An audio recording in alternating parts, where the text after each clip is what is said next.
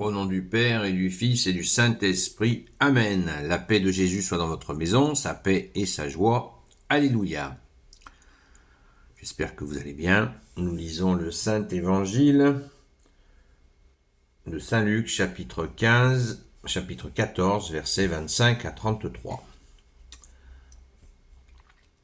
Appel au renoncement. Comme une foule nombreuse faisait route avec Jésus, il se tourna vers eux pour leur dire : Si quelqu'un vient à moi sans se détacher de son père, de sa mère, de sa femme, ses enfants, ses frères, ses sœurs et même sa propre personne, il ne peut pas être mon disciple. Celui qui ne marche pas à ma suite en portant sa croix ne peut pas être mon disciple. Si l'un d'entre vous pense à se bâtir une tour, ne va-t-il pas d'abord s'asseoir pour calculer la dépense et voir s'il ira jusqu'au bout ? Car s'il pose les fondations et n'est pas capable de terminer, tous ceux qui le verront se moqueront de lui. Il a commencé à bâtir et il n'a pas été capable de terminer. Si un roi part en guerre contre un autre roi, ne va-t-il pas d'abord s'asseoir et voir s'il peut avec 10 000 hommes affronter l'autre qui en amène 20 000 contre lui ? Sinon, quand l'autre est encore loin, il envoie une ambassade pour parler de paix. C'est pareil pour vous, si on ne renonce pas à tous ses biens, on ne peut être mon disciple. Merci Jésus pour ta parole, Alléluia. On lit l'exégèse. Jésus pense à ceux qui, après s'être enthousiasmés pour lui et s'être consacrés à l'Évangile, reviennent en arrière, à une vie plus normale et plus sûre selon la mentalité commune.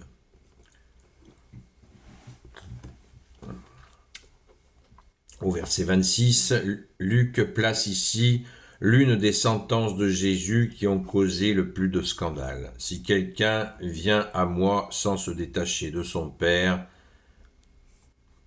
etc., etc., le texte original dit sans haïr son père.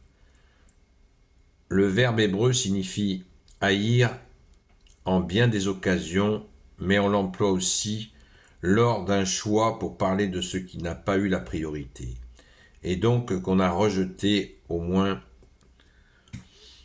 aimé à ce moment. Matthieu a senti que ce mot pouvait être mal interprété par des non-juifs, et il a changé la tournure en Matthieu 10, 37. L'avertissement doit se comprendre dans le contexte de ce temps, où la solidarité familiale était une condition de vie ou de mort, et l'autorité du père ou du chef de clan était considérée comme la voix de Dieu.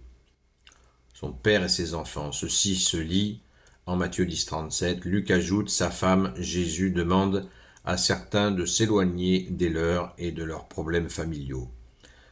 À tous, il nous dit que nous devons repenser nos liens familiaux, notre emploi du temps, et tout ce que nous sacrifions pour vivre comme tout le monde. Pourquoi, au verset 31, pourquoi cette comparaison avec un roi qui part en guerre ? Parce que celui qui se libère pour le service de l'Évangile est en réalité un roi et que Dieu traitera royalement. Mais il faudra qu'il lutte contre le prince de ce monde, le démon qui le bloquera par 1000 épreuves et ruses inattendues. S'il ne s'est pas complètement engagé, le disciple échouera et sa situation sera pire que s'il n'avait rien commencé. Alors le contexte général de cette parole, Jésus s'adresse à une foule de disciples, il a ses apôtres et il a des disciples. Apôtre veut dire celui qui est envoyé et disciple veut dire celui qui apprend. Et Jésus, pour lancer l'Évangile, a besoin de gens extrêmement sûrs. Extrêmement sûrs. Et c'est pourquoi il dit tout ça, ce qui est tout à fait normal. Un chef de guerre ne part pas au combat avec des gens qui n'ont aucune préparation et qui n'ont aucune détermination. Aucune détermination, aucune préparation. C'est pas possible.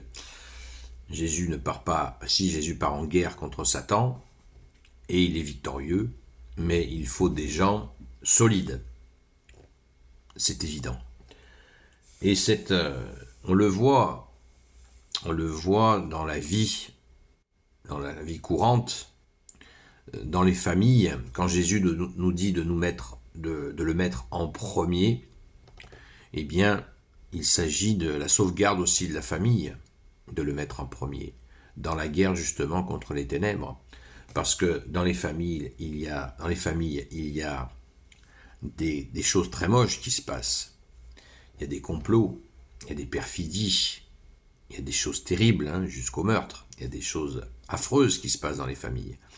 Donc si on met Jésus en premier dans nos familles, eh bien c'est toute la famille qui en bénéficiera, même si ça passe par des douleurs, des difficultés.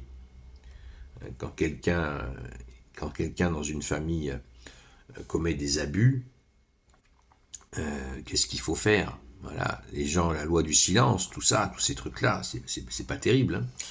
Donc, il s'agit de mettre Jésus en premier dans nos familles, et on retient, ce texte s'adresse aux disciples, bien évidemment, mais il s'adresse à tous ceux qui écoutent Jésus. Chrétien veut dire celui qui écoute. Nous écoutons Jésus, et quand nous le mettons en premier dans nos familles, eh bien tout se clarifie, absolument tout se clarifie. Là, il est question de la place du disciple qui va annoncer l'évangile. On voit que Jésus a envoyé 70 disciples, 72 disciples, je vais y arriver. Eh bien, il faut que les gens soient solides, mais tous ceux qui écoutent Jésus et qui ont mis en pratique sa parole savent que c'est la voie de la liberté, la voie de la clarté, la voie de l'amour, du véritable amour, la voie de la justice, la voie de la miséricorde. Donc, mettons en pratique la parole de Jésus et mettons-le en premier dans nos vies et nous verrons les situations s'arranger pour tout le monde. Alléluia, merci Jésus d'être la justice. Gloire au Père, au Fils et au Saint-Esprit, maintenant et toujours et pour l'éternité. Amen. Ô Jésus, toi qui peux tout et qui portes tout, toi le Sauveur, toi l'Emmanuel, je te confie la France, la fille aînée de l'Église, le peuple franc, en te demandant pardon pour l'apostasie. Ô Jésus, je te confie toutes celles et ceux qui regarderont cette vidéo ainsi que leurs proches.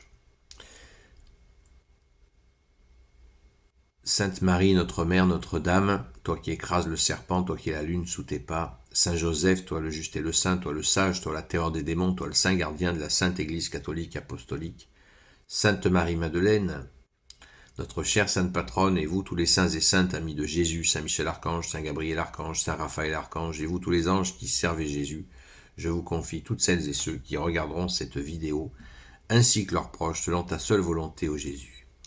La paix de Jésus soit dans votre maison.